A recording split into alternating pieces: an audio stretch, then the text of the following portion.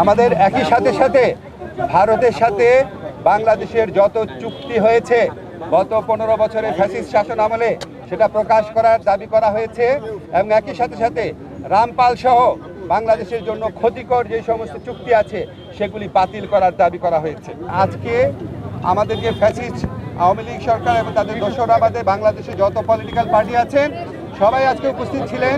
নানান মত পথ আদর্শের ভিন্নতা ছিল, কিন্তু সবাই একত্রে বাংলাদেশের সার্বভৌমত্ব, অস্তিত্ব, স্বাধীনতা এবং মর্যাদা রক্ষার প্রশ্নে সবাই ঐক্যবদ্ধ থাকার ঘোষণা দিয়েছেন এবং ঐক্যমত জানিয়েছেন। ওনারা এই সমস্ত আমাদের এই সভাতে যেই সমস্ত বিষয়ে ঐক্যমত প্রতিষ্ঠিত হয়েছে আমি একটু পড়ে শোনাচ্ছি আপনাদের।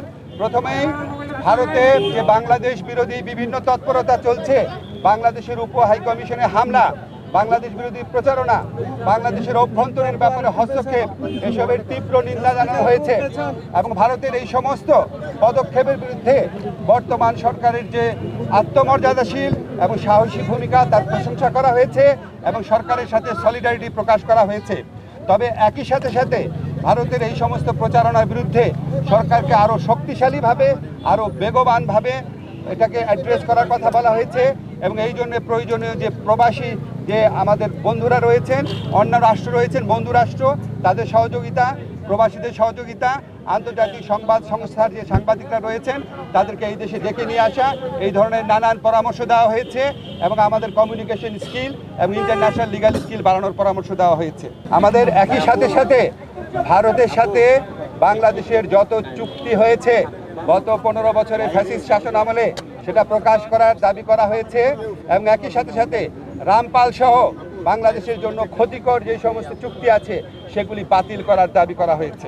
বাংলাদেশের প্রতি ভারতের যে অর্থনৈতিক নিপীড়ন, যে সাংস্কৃতিক আধিপত্য প্রতিষ্ঠার চেষ্টা, অভ্যন্তরীণ ব্যাপারে নাক গলানোর চেষ্টা, সেটার নিন্দা জানানো হয়েছে এবং ভারতকে বাংলাদেশের প্রতি মর্যাদাশীল আচরণ করার, সৎ প্রতিবেশী সুলভ আচরণ করার আহ্বান জানানো হয়েছে।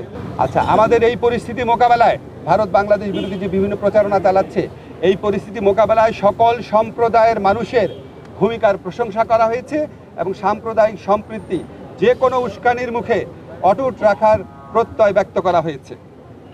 সবশেষে সবাই একটা জিনিস বলেছেন যে আমাদেরকে আর শক্তিহীন, দুর্বল, নতজানু ভাবার কোনো রকম কোনো অবকাশ নাই। যে কোনো ধরনের অপপ্রচারণা এবং উস্কানির বিরুদ্ধে আমরা ঐক্যবদ্ধ থাকব এবং আমরা আমাদের ঐক্য অটুট রাখবো, আমরা সাহসী থাকব এবং আমরা যে কোনো ভবিষ্যতেও যে কোনো ধরনের প্রচারণা আসলে, যে কোনো ধরনের উস্কানি আসলে আমরা আমাদের ঐক্যকে আরও বেগবান দেখানোর একটা প্রচেষ্টা অব্যাহত রাখবো।